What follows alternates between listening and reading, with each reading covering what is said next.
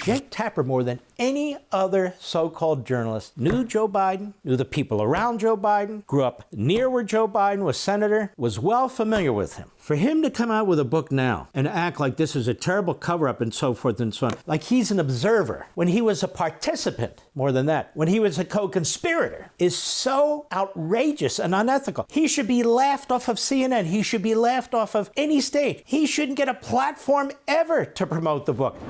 Jake Tapper, his so-called profession, CNN and the rest, undertook the greatest political cover-up and scandal in American history. And if that debate had not occurred and made it impossible for the media to continue to cover up the fact that Joe Biden was unqualified to be president of the United States, he would have been their nominee. They would have taken it right to the very end. I don't think he would have won, but a great nation doesn't take a chance like that. And so this was the most massive cover-up and scandal in American political history, led by the Democrat Party and their media. Now, the fact that they try to rewrite this, and the fact that, oh, well, look at this, and they were going to get him a wheelchair, and this was going to happen. Okay, very, very interesting. But you should have been on top of this while the man was sitting there as president of the United States. We all saw it with our own eyes. We all heard it with our own ears. We saw what was taking place. Many folks, many of you have people in your families that have dementia or Alzheimer's. Unfortunately, I have one. And so you know it. Hell, I did shows here on Blaze. I did shows on Fox. I did shows on the radio saying, and by the way, respectfully, that this man should not be president, because he doesn't have the mental capacity. I did a show on Fox, I talked about it here, that his wife is power hungry, that she didn't want to leave the trappings of the office, that they like being flown around on Air Force One, that they enjoy getting free food, they enjoy the protection and all the rest of it. I mean, it's a good life if you can get it. But the fact that he wasn't even in Washington 30% of the time, that he was always on vacation and so forth, and the fact is, you could see how he was walking, how he was talking, his reactions, his staring into the sky. Even people who are not even remotely familiar with this problem of mental decay, unfortunately, could see it. You didn't have to be a doctor. You didn't have to be a PhD. And what do we expect of our journalists? Do we really expect too much from them? To tell the truth? To find out what's going on and report it? Instead, what do? They fought us every step of the way. There you had video. The Prime Minister of Italy. Biden's walking off. He's walking off in France, and she has to go over there and pull him. He's walking around like this. And oh, no, he's looking at the guy behind, not looking at anything. And how many times did he have his note cards? And they would say something like, call on the journalist, third from the left. And he'd read, call on the journalist, third from the left. I mean, it was beyond obvious. This isn't a guy that could even care for himself. And Jake Tapper dares to try and get you to buy his book when he was part of the problem involved in the cover-up, where they're trying to rewrite their history, where they're trying to save their profession. They're not professionals.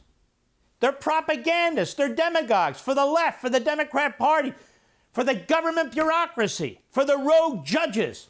This is why I call them the Pravda, the Al Jazeera, American media. That's what it's become. Is the press free in this country? Well, it's free, but it's corrupt. That's the problem. I wrote a whole book on that, you might recall, on freedom of the press.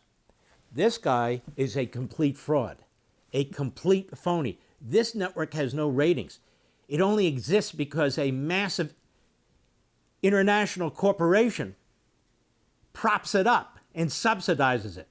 These are really deceitful, phony individuals. This guy, Jake Tapper, ladies and gentlemen. The idea that he's now going to make money off of a book that claims to be the most important book about the cover-up of Biden's mental incapacity is outrageous. Outrageous. But let's take a look at the CNN, The Lead, with Jake Tapper the other day.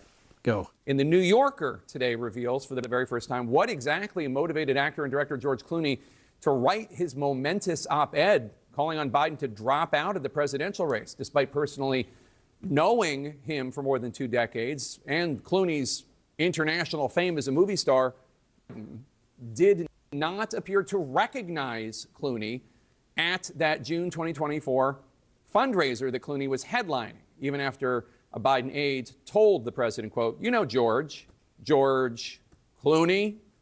And it wasn't just Clooney who was alarmed, so was President Obama. You know what's really outrageous about this, folks? Hold it right there. Jake Tapper grew up in Abington Township, Pennsylvania.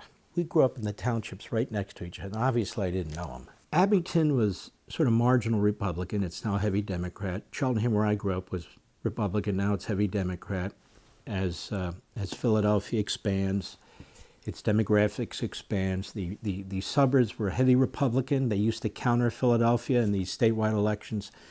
Now the city and the suburbs are Republican, and they're countered by central, northwest, northeast Pennsylvania, more rural areas and smaller towns. All right. Jake Tapper has known of and known Joe Biden for decades. Why? Because Biden was the senator from Delaware, which is right next to Pennsylvania. More, Wilmington is actually quite close to Philadelphia. When I worked in the Reagan administration, I would drive home every weekend or every other weekend from Washington to Philadelphia, and I would drive through or around Wilmington. So it's a pretty easy drive. My whole point is here, Jake Tapper, more than any other so-called journalist, knew Joe Biden, knew the people around Joe Biden, grew up near where Joe Biden was senator, was well familiar with him. For him to come out with a book now and act like this is a terrible cover-up and so forth and so on, like he's an observer, when he was a participant, more than that, when he was a co-conspirator, is so outrageous and unethical. He should be laughed off of CNN. He should be laughed off of any stage. He shouldn't get a platform ever to promote the book. Now, there may be interesting things in the book, but not from him. Not from him. They interviewed 200 people, these two journalists. When do they have the time to interview 200 people? Don't they have their own business and shows and so forth? It's fascinating. At no time during the Biden presidency did the man show any curiosity whatsoever until after the debate, when the entire media said, oh, we better cover our butts here because now we look stupid to all the American people. Plus, now we're afraid Biden can't win. We got to broom him out and bring in, Broomhilda or whatever the hell. So that's what they did. And now they want you to believe. Look at all these things that are happening. And I have to say, even some of my friends in the media, they're talking about the book. What's in the book? Oh, this stuff about, I don't care. You tried to pull a fast one on the American people in the presidency of the United States. These people have no shame. Jake Tapper has no shame. He's the same guy that used the Hamas casualty numbers over and over and over again, despite knowing it's Hamas. It's coming from terrorists. But he didn't mind being a propaganda mouth for Hamas. It didn't matter what these experts were saying. That's not possible. It didn't matter that Hamas itself corrected its numbers to some extent. Oops, we were caught. Sorry. That's right. Those numbers are inflated. Hamas has been more truthful in the last few months than CNN about the casualty. How sick is that? How sick? It's very sick. For all this and much more, sign up for Levin TV.